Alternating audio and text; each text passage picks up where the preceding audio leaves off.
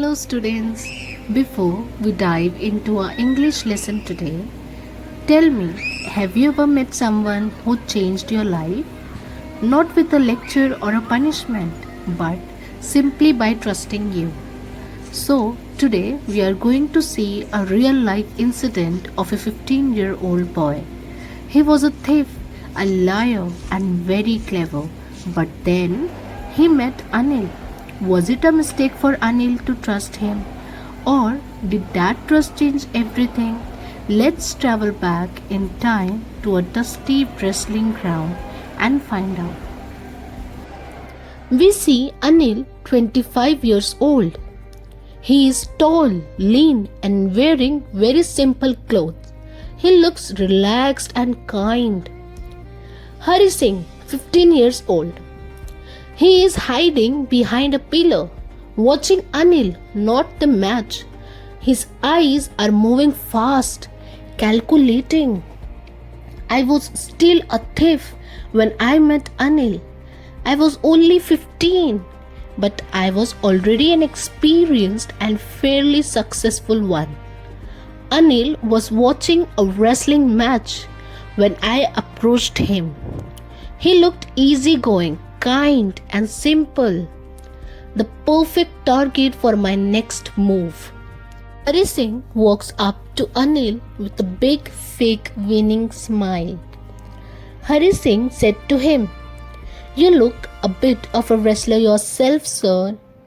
Anil turns around, looks at the very thin and small boy, and smiles back playfully. Anil replied to him, "So do you." Hari's smile freezes. He looks down at his thin chest and skinny arms. This put Hari off for a moment, because he was actually quite thin, but he didn't give up. Hari modestly said, "Well, I do wrestle a bit." Anil starts walking away from the crowd. Hari follows him like a shadow. Anil asked him, "What's your name?" The boy looked him in the eye and lied, "Hari Singh." Hari said appealingly, "I want to work for you." Anil replied, "But I can't pay you." Hari thought and asked, "Can you feed me?" Anil asked, "Can you cook?" Hari lied again and said, "I can cook." After Hari promised he could cook, Anil agreed to take him in. The two walked together toward Anil's room over the Jumna sweet shop, marking the start of a very strange friendship. The room above Jumna's sweet shop, Hari is in the kitchen, smoke everywhere. Hari serves a plate of burnt, messy food to Anil. Anil takes one bite and winces. Anil picks up the plate, walks to the balcony and throws the food down to a stray dog. The food was terrible. Anil looked at Hari and said, "Go away. I cannot keep you if you cook like this." Hari doesn't leave. He stands by the door and gives his most appealing, innocent smile.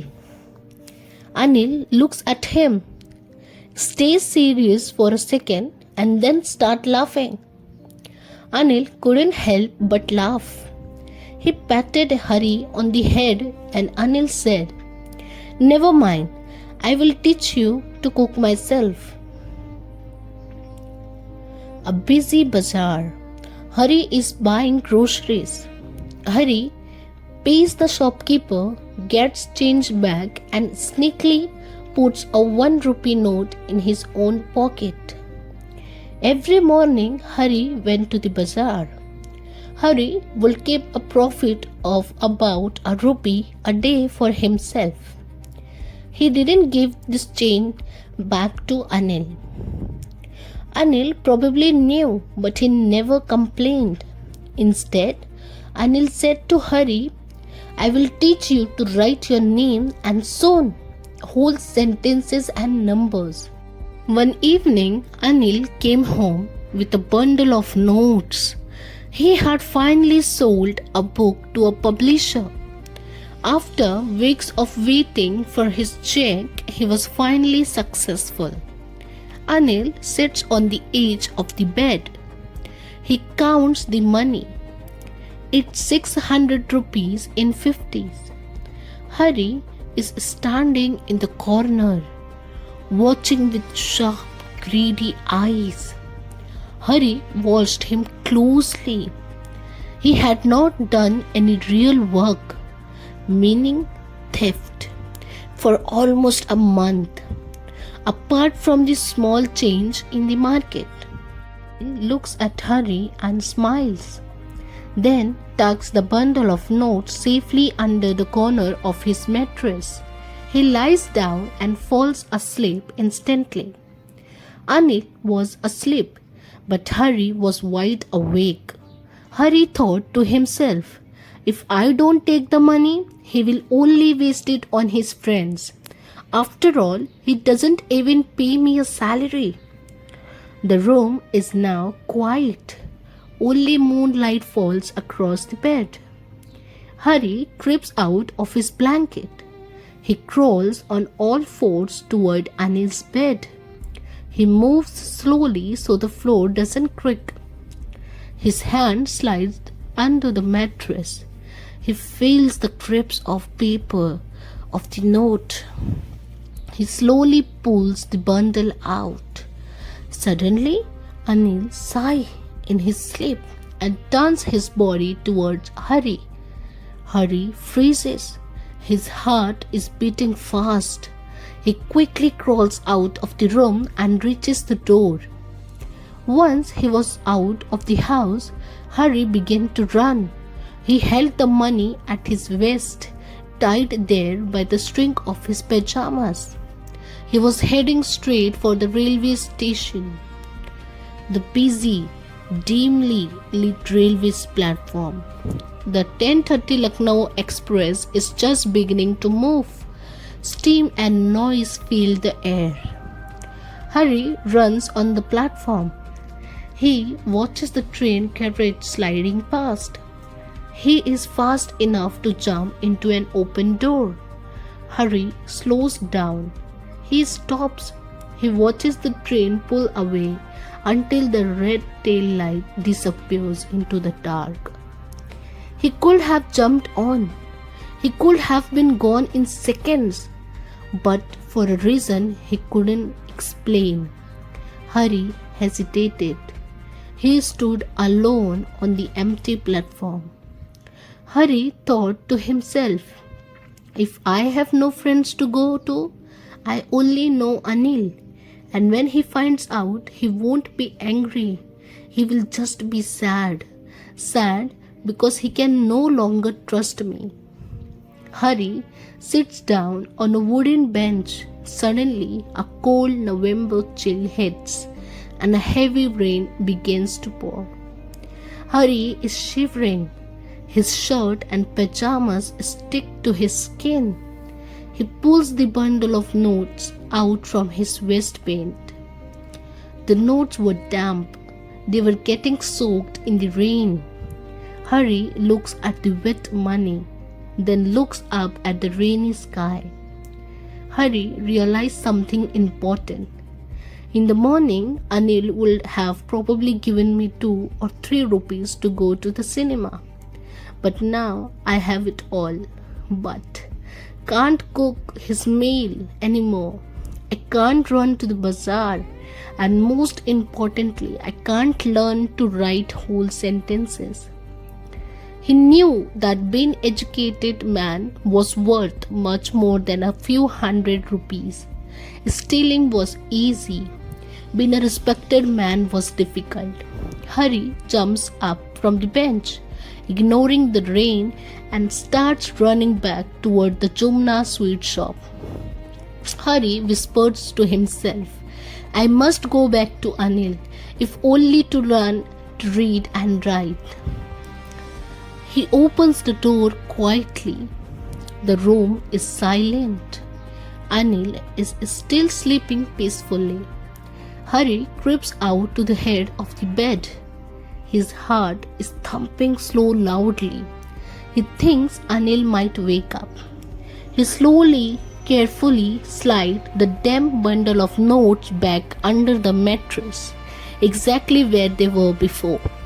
He lets out a long, quiet breath and slips into his own bed of the balcony. The next morning, the sun is shining brightly.